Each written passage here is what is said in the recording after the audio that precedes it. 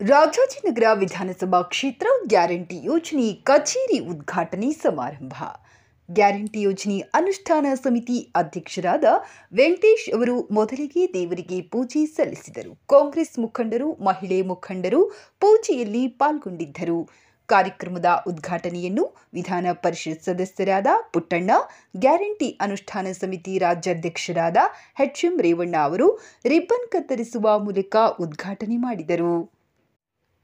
Rajajinagar guarantee ಯೋಜನೆ ಅನುಷ್ಠಾನ ಸಮಿತಿ ಅಧ್ಯಕ್ಷರಾದ ವೆಂಕಟೇಶ್ ಅವರು, ಆರೋಗ್ಯ ಕುಟುಂಬ ಕಲ್ಯಾಣ ಸಚಿವರಾದ ದಿನೇಶ್ ಗುಂಡೂರಾವ್, ವಿಧಾನ ಪರಿಷತ್ ಸದಸ್ಯರಾದ ಪುಟ್ಟಣ್ಣ, ಗ್ಯಾರಂಟಿ ಅನುಷ್ಠಾನ ಸಮಿತಿ ರಾಜ್ಯಾಧ್ಯಕ್ಷರಾದ HM. Revanna, J. Padmavati, Suraj Hegde, G. Krishnappa, ಮಾಜಿ ಬಿಬಿಎಂಪಿ ಸದಸ್ಯ ಜಿ. ಕೃಷ್ಣಮೂರ್ತಿ, ವಿಎಸ್ ಆರಾಧ್ಯ, ಪದ್ಮರಾಜ್, ಟಿಎನ್ ರಾಧಾಕೃಷ್ಣ, ಆಪಲ್ ನಾಗರಾಜ್, ಪಲ್ಲವಿ ಹಾಗೂ ಅನೇಕ ಕಾಂಗ್ರೆಸ್ ಮುಖಂಡರು ನೂತನ ಕಚೇರಿ ಉದ್ಘಾಟನೆ ಸಮಾರಂಭದಲ್ಲಿ ಪಾಲ್ಗೊಂಡಿದ್ದರು. ಮಹತ್ವಾಕಾಂಕ್ಷೆ ಯೋಜನೆ, ಏನು ಗ್ಯಾರಂಟಿ ಯೋಜನೆಗಳಿದೆ ಅದು ನಮ್ಮ ಜನರಿಗೆ ಮುಟ್ಟಿಸುವಂಥದ್ದರಲ್ಲಿ ಸರ್ಕಾರ ಭಾಳ ಯಶಸ್ವಿಯಾಗಿ ಮಾಡಿದೆ. ಆದರೂ ಕೂಡ ಅದರಲ್ಲಿ ಈ ಗ್ಯಾರಂಟಿ ಸಮಿತಿಗಳನ್ನು ಏನು ಮಾಡಿದ್ದೇವೆ, ಪ್ರತಿಯೊಂದು ಕ್ಷೇತ್ರದಲ್ಲೂ ಕೂಡ ಗ್ಯಾರಂಟಿ ಸಮಿತಿಗಳು ಮಾಡಿ ರಾಜ್ಯ ಮಟ್ಟದಲ್ಲಿ, ಜಿಲ್ಲಾ ಮಟ್ಟದಲ್ಲೂ ಕೂಡ ಮಾಡಿದ್ದೇವೆ. ಸೊ ಇದನ್ನು ಸರಿಯಾದ ಒಂದು ನಮ್ಮ ಸಾಮಾನ್ಯ ಜನರಿಗೆ ಇದು ಮುಟ್ಟಬೇಕು. ಮತ್ತು ಗ್ಯಾರಂಟಿ ಯೋಜನೆಗಳು ಒಂದೇ ಅಲ್ಲ, ಸರ್ಕಾರದ ಬೇರೆ ಯಾವುದೇ ಯೋಜನೆಗಳಿರಲಿ ಅದು ಹೇಗೆ ನಮ್ಮ ಜನರಿಗೆ ಮುಟ್ತಾ ಇದೆ, ಅದರಿಂದ ಹೇಗೆ ಪ್ರಯೋಜನ ಆಗ್ತಾ ಇದೆ ಮತ್ತು ಅದರಿಂದ ಏನು ಬೇರೆ ಇನ್ನೇನಾದರೂ ಅದರಲ್ಲಿ ಸಮಸ್ಯೆಗಳಿದೆಯಾ ಅದೆಲ್ಲ ತಿಳ್ಕೊಂಡು ಸರ್ಕಾರ ಕೂಡ ಒಂದು ಫೀಡ್ಬ್ಯಾಕ್ ಕೊಡೋದಕ್ಕೆ ಒಂದು ಅವಕಾಶ. ಸೊ ಅದರಿಂದ ಖಂಡಿತವಾಗಿಯೂ ಇದು ಒಂದು ಒಳ್ಳೆಯ ಉದ್ದೇಶದಿಂದ ನಮ್ಮ ಸರ್ಕಾರ ಮಾಡಿದೆ. ನಮ್ಮ ಗ್ಯಾರಂಟಿಯ ಇಲ್ಲಿಯ ರಾಜನಗರ ಅಧ್ಯಕ್ಷರು ನಮ್ಮ ವೆಂಕಟೇಶ್ ಅವರು ಈಗ ಅಧ್ಯಕ್ಷರಾಗಿದ್ದಾರೆ. ಅವ್ರ ಜೊತೆಯಲ್ಲಿ ಮೆಂಬರ್ಸ್ ಎಲ್ಲ ಇದ್ದಾರೆ. ಖಂಡಿತವಾಗಿಯೂ ಇದನ್ನು ಅವರು ಒಳ್ಳೆಯ ರೀತಿಯಾಗಿ ಜವಾಬ್ದಾರಿ ನಿರ್ವಹಣೆ ಮಾಡಿ ನಮ್ಮ ಜನರಿಗೆ ಸರ್ಕಾರ ಯೋಜನೆಗಳನ್ನು ಸರಿಯಾದ ರೀತಿಯಲ್ಲಿ ಮುಟ್ಟಿಸ್ತಕ್ಕಂಥದ್ದಕ್ಕೆ ಸಹಕಾರ ಆಗುತ್ತೆ ಅಂತ ನಾನು ಅಂದ್ಕೊಂಡಿದ್ದೀನಿ. ಅವರಿಗೆ ರಾಜ್ಯದಲ್ಲಿ ಕಳೆದ ಚುನಾವಣೆಗೆ ಮೊದಲು ರಾಜ್ಯದ ಜನತೆಗೆ ಆಗಿದ್ದಂಥ ತೊಂದರೆ, ಬೆಲೆ ಏರಿಕೆ ಮತ್ತು ಜನ ತಲ್ಲಣಗೊಂಡಂಥ ಸಂದರ್ಭದಲ್ಲಿ ಕಾಂಗ್ರೆಸ್ ಸರ್ಕಾರದ ನಾಯಕರುಗಳಾದಂಥ ಕಾಂಗ್ರೆಸ್ ಪಕ್ಷದ ನಾಯಕರುಗಳಾದಂಥ ಮಾನ್ಯ ಸಿದ್ದರಾಮಯ್ಯನವರು ಮತ್ತು ಅಧ್ಯಕ್ಷರಾದಂಥ ಮಾನ್ಯ ಡಿ.ಕೆ. ಶಿವಕುಮಾರ್ ಅವರು ಒಂದು ಚಿಂತನೆಯನ್ನು ಮಾಡಿ ರಾಷ್ಟ್ರ ನಾಯಕರ ಅನುಮತಿಯನ್ನು ಪಡೆದು ಈ ಒಂದು ರಾಜ್ಯದಲ್ಲಿ ಈ ಬಡ ಜನತೆಯ ಪರವಾದಂಥ ಕಾರ್ಯಕ್ರಮಗಳನ್ನು ನಿರೂಪಣೆ ಮಾಡಬೇಕು ಅನ್ನೋ ದೃಷ್ಟಿಯಿಂದ ತಂದಂಥ ಕಾರ್ಯಕ್ರಮವೇ ಈ ಗ್ಯಾರಂಟಿ ಯೋಜನೆ. ಮಾಡ್ತಿದ್ದಂಥವ್ರು ಮಾಡ್ತಾರೋ ಇಲ್ವೋ, ಆಗುತ್ತೋ ಇಲ್ವೋ, ಇವತ್ತು ಬಂತೋ ನಾಳೆ ಬರುತ್ತೋ ಅಂತ ಕೇಳ್ತಿದ್ದವರು ಈಗ ಆದಮೇಲೆ ಏನಂತ ಕೇಳ್ತಾ ಇದ್ದಾರೆ, ಅವ್ರಿಗೆ ತಲುಪಿದ್ಯಾ, ಶ್ವೇತಪತ್ರ ಹೊರಡಿಸಿ, ಈ ಥರ ಮಾತುಗಳನ್ನ ಹೇಳ್ತಾರೆ. ಶ್ವೇತಪತ್ರ ಹೊರಡಿಸುವಂತ ಯಾವ ಒಂದೇ ನಿಮಿಷಕ್ಕೆ ಕೊಡ್ಬೋದು ನಾವು, ಯಾಕಂದರೆ 99% ಇದು ಡೈರೆಕ್ಟಾಗಿ ಹೋಗ್ತಿರೋದು. ಡೈರೆಕ್ಟ್ ಬೆನಿಫಿಷರಿ ಟ್ರಾನ್ಸ್ಫರ್ ಅಂತ ಅಂದರೆ ಅವ್ರಿಗೆ ಅವ್ರ ಅಕೌಂಟಲ್ಲಿ ನೇರವಾಗಿ ಹೋಗ್ತಿರೋದು, ಯಾವುದು ಮಧ್ಯವರ್ತಿ ಇಲ್ಲದೆ. ಅದರಿಂದ ಇವರು ಈ ರೀತಿಯ ಒಂದಷ್ಟು ಜನಗಳಲ್ಲಿ ಬೇರೆ ರೀತಿ ಭಾವನೆಗಳನ್ನ ಕೆರಳಿಸೋಕೆ ಪ್ರಯತ್ನ ಪಟ್ಟರು. 4,80,00,000 ಜನ ಕರ್ನಾಟಕದಲ್ಲಿ BPL ಕಾರ್ಡ್ ಹೋಲ್ಡರ್ಸ್ ಇದ್ದಾರೆ ಅಂತ ಅವರೇ ಕೊಟ್ಟಿರುವಂಥ ಮಾಹಿತಿ. 85% ಅಂತ ಹೇಳಿದ್ದು ಅವರೇನೆ, ಅದನ್ನು ತಿದ್ದುಪಡಿ ಮಾಡಬೇಕು ಅಂತ ಹೇಳಿದ್ದು ಅವರೇನೆ. ಈಗ ನಾವು ತಿದ್ದುಪಡಿ ಮಾಡಕ್ಕೆ ಹೋದಾಗ ಇದನ್ನ ಯಾಕೆ ಮಾಡ್ತೀರಾ ಅಂತ ಕೇಳ್ತಿರೋದು ಅವರೇನೆ.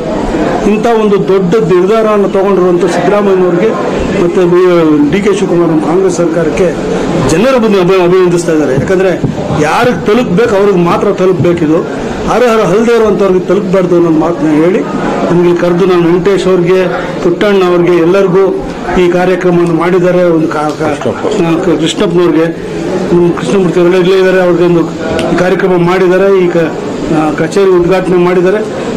ಕಡೆ ಜನಕ್ಕೆ ತಲುಪೋ ತನಕ ನಾವು ಕೆಲಸ ಮಾಡ್ತೀವಿ ಅಂತ ಹೇಳ್ತೀವಿ.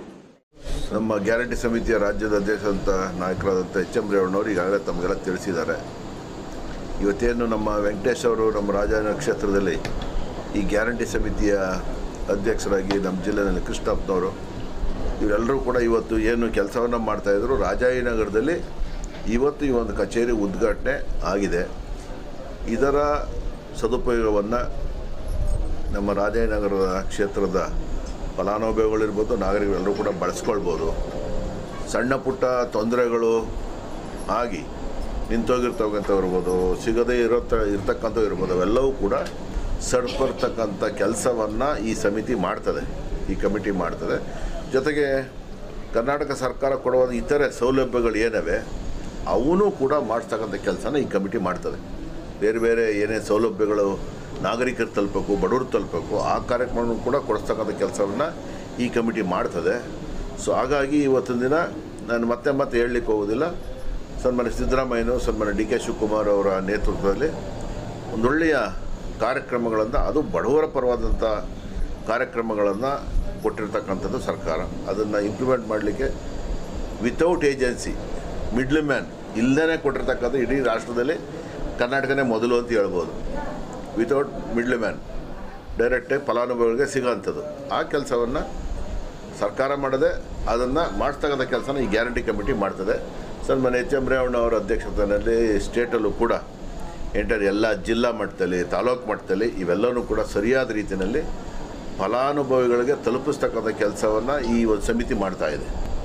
ಸೊ ಹಾಗಾಗಿ ಸನ್ಮಾನ್ಯ ವೆಂಕಟೇಶ್ ಅವರು ಮತ್ತು ಅವರ ನಮ್ಮ ಕಮಿಟಿಯವರು ಏನಿದ್ದಾರೆ, ಅವರು ಈ ರಾಜಾಜಿನಗರದ ಸರ್ವಾಂಗೀಣ ಅಭಿವೃದ್ಧಿಗೆ ಎಲ್ಲರಿಗೂ ಕೂಡ ತಲುಪಿಸ್ತಕ್ಕಂಥ ಕೆಲಸವನ್ನು ಈ ಗ್ಯಾರಂಟಿ ಸ್ಕೀಮ್ಗಳನ್ನು ಕೆಲಸ ಮಾಡ್ತದೆ. ಇತರೆ ಸೌಲಭ್ಯಗಳು ಏನೇನು ತೊಂದರೆಗಳಿದ್ದರೂ ಕೂಡ ಅದನ್ನು ಕೂಡ ಮಾಡ್ತಕ್ಕಂಥ ಕೆಲಸವನ್ನು ಮಾಡ್ತಾರೆ. ನಾವು ಕೂಡ ಕೈ ಜೋಡಿಸಿ ರಾಜಾಜಿನ ಕ್ಷೇತ್ರದ ಅಭಿವೃದ್ಧಿಗೆ ಈ ಒಂದು ಬಡ ಜನರ ಏನು ಸಮಸ್ಯೆಗಳ ಬಗೆಹರಿಸ್ತಕ್ಕಂಥ ಕಾರ್ಯಕ್ರಮವನ್ನು ನಾವೆಲ್ಲರೂ ಸೇರಿ ಮಾಡ್ತೀವಿ ಅನ್ನೋದು ಮಾತು ಈ ಸಂದರ್ಭದಲ್ಲಿ ಹೇಳಲಿಕ್ಕೆ ಬಯಸ್ತೀವಿ. ನಮ್ಮ ರಾಜಾಜಿನಗರದಲ್ಲಿ ಇವತ್ತು ನಡೀತಾ ಇರೋಂಥ ಕಾರ್ಯಕ್ರಮ ಎಲ್ಲ 28 ಅಸೆಂಬ್ಲಿ ಕ್ಷೇತ್ರದಲ್ಲಿ ಕೂಡ ಗ್ಯಾರಂಟಿ ಕಮಿಟಿ 27 ಅಸೆಂಬ್ಲಿ ಕ್ಷೇತ್ರದಲ್ಲೂ ಕೂಡ ಉದ್ಘಾಟನೆ ಕಾರ್ಯಕ್ರಮ ಮುಗಿದಾಗಿದೆ. ನಮ್ಮದು ಲಾಸ್ಟಲ್ಲಿ ಆಯಿತು.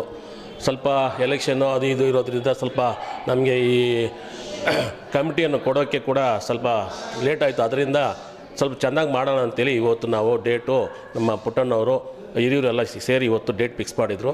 2-3 ಸಲ ಡೇಟ್ ಫಿಕ್ಸ್ ಮಾಡ್ತಾರೆ. ಅದರಿಂದ ಒಂದು ಸ್ವಲ್ಪ ನಾವು ಇನ್ವಿಟೇಷನಲ್ಲಿ ಕೂಡ ಸ್ವಲ್ಪ ಹೆಚ್ಚು ಕಡಿಮೆ ಆಗಿರ್ಬೋದು, ಪ್ರೋಟೋಕಾಲ್ ಪ್ರಕಾರ ಹಾಕಿದ್ರೆ ಇರ್ಬೋದು. ಆದರೂ ಎಲ್ಲರಿಗೂ ಶ್ರಮಿಸಬೇಕು. ನಮಗೆ ಪಾರ್ಟಿ ವತಿಯಿಂದ ಮಾಡಿ ರೂಢಿ ಆಗಿರೋದ್ರಿಂದ ಅದೇ ರೀತಿಯಲ್ಲಿ ಮಾಡ್ಕೊಂಬಂದ್ವಿ.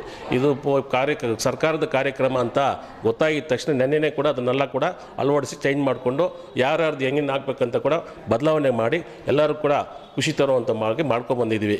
ಇದರಿಂದ ನಮ್ಗೆ ಏನಾಗಿದೆ ಪರಿಸ್ಥಿತಿ ಅಂದರೆ, ಇವತ್ತು ನಮ್ಮ ರಾಜಾಜಿನಗರದಲ್ಲಿ BJPಯವರು ವಿರೋಧ ಮಾಡ್ತಾಯಿದ್ದಾರೆ. ಗ್ಯಾರಂಟಿ ಸಮಿತಿಯ ಎಲ್ಲ ಕೂಡ ವಿರೋಧ ಮಾಡ್ತಾರೆ. ಅದರ ವಿರೋಧವನ್ನು ನಾವು ಗ್ಯಾರಂಟಿ ಕಮಿಟಿ ಅಧ್ಯಕ್ಷರಾಗಿ ನಮ್ಮ ಸಮಿತಿ ಏನಿದೆಯೋ ಆ ಸಮಿತಿ ಎಲ್ಲರೂ ಕೂಡ ಜೊತೆಗೆ ಕೂಡಿ ಯಾರು ತೀರಾ ಬಡವರಿದ್ದಾರೋ, ಯಾರಿಗೆ ಅವರಿಗೆ ಸೇರಿಲ್ವೋ ಅವರಿಗೆ ನಾವು ತಲುಪುವಂಥ ಕೆಲಸವನ್ನು ಮಾಡೋಕ್ಕೆ ನಮ್ಮ ಸಮಿತಿ ಮುಖಾಂತರವಾಗಿ ಇದಕ್ಕೆ ಒಂದು ಕಲ್ಪನೆಯನ್ನು ಇವತ್ತು ಮಾಡಿ ನಮ್ಮ ಸರ್ಕಾರದಿಂದ ನಮ್ಮನ್ನು ಅಧ್ಯಕ್ಷರಾಗಿ ಮಾಡಿರೋದಕ್ಕೋಸ್ಕರ ಇದು ಬಡವರ ಪರವಾಗಿರುವಂಥ ಕಾಂಗ್ರೆಸ್ ಪಕ್ಷ ಸರ್ಕಾರವಾಗಿರೋದ್ರಿಂದ ಅದಕ್ಕೆ ಯಾರ್ಯಾರಿಗೆ ಏನೇನು ಈ 5 ಗ್ಯಾರಂಟಿ ತಲುಪಿಲ್ವೋ ಅವ್ರಿಗೆಲ್ಲ ತಲುಪುವಂಥ ಕಾರ್ಯಕ್ರಮವನ್ನು ಮುಂದುವರ್ಸ್ಕೊಂಡು ಹೋಗ್ತೀವಿ ಅಂತ. ಸರ್, 25 ವರ್ಷಗಳಿಂದ ಪಾರ್ಟಿಗೋಸ್ಕರ ದುಡಿಯೋದಕ್ಕೆ ಇವತ್ತು ಎಲ್ಲೋ ಒಂದು ಕಡೆ ವೆಂಕಟೇಶ್ ಅವ್ರನ್ನ ಗ್ಯಾರಂಟಿ ಯೋಜನೆ ಅಧ್ಯಕ್ಷರು ಮಾಡಿದ್ದಾರೆ.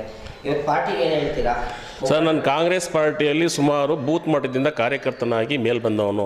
ಆದರೆ ಕೂಡ ನಾನು ಬೂತ್ ಮಟ್ಟದ ಕಾರ್ಯಕರ್ತನಾಗಿ ಇವತ್ತು ನನ್ನ ಮೇಡಮ್ ಅವರು ನನ್ನ DC ಸದಸ್ಯರಾಗಿ ಮಾಡಿದ್ರು, ವಾರ್ಡ್ ಕಮಿಟಿ ಸದಸ್ಯರಾಗಿ ಮಾಡಿದ್ರು, ನಮ್ಮ ಮೇಯರ್ ಪದ್ಮಾವತಿ ಮೇಡಮ್ ಅವರು ಬ್ಲ್ಯಾಕ್ ಅಧ್ಯಕ್ಷರಾಗಿ ಕೂಡ ಮಾಡಿದ್ರು.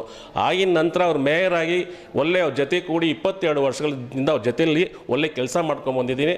ಅವರು ಒಂದು ಒಳ್ಳೆ ಮಾಸ್ ಲೀಡ್ರ್ ಅಂತ ಕೂಡ ಹೇಳೋಕ್ಕೆ ಇಷ್ಟಪಡ್ತೀನಿ ಈ ಸಮಯದಲ್ಲಿ. ಆದರೆ ಈ ಎಲೆಕ್ಷನ್ನಲ್ಲಿ ಇವತ್ತು 2023ರಲ್ಲಿ ಪುಟ್ಟಣ್ಣವರು MLA ಆಗಿ ಕಾಂಗ್ರೆಸ್ ಪಕ್ಷ ಅವರಿಗೆ ಇದಕ್ಕೆ ಸೀಟನ್ನು ನೀಡಿದ್ರಿಂದ ನಾವೆಲ್ಲರೂ ಕೂಡ ಅವರಿಗೆ ಬೆಂಬಲವಾಗಿ ಕೆಲಸ ಮಾಡುವಂಥ ಉದ್ದೇಶ ಬಂತು. ಅವರು ಕೂಡ ಕೆಲಸ ಮಾಡಿದ್ರೆ ಕಡಿಮೆ ಹಂತದಿಂದ ಅವರು ಸೋಲನ್ನು ಅನುಭವಿಸಿದರು. ಆದರೆ ಕೂಡ ಯಾರ್ಯಾರು ಒಳ್ಳೆಯವರು ಯಾರು ಕೆಲಸ ಮಾಡ್ತಾರೆ ಅನ್ನೋ ಗುರುತಿಸಿ ನನ್ನ ಕೂಡ ಅಲ್ಬಾ ಅಂತ ಗುರುತಿಸಿ ನನಗೆ ಈ ಸಮಿತಿಯನ್ನು ನನಗೆ ಕೊಟ್ಟಿದ್ದಾರೆ.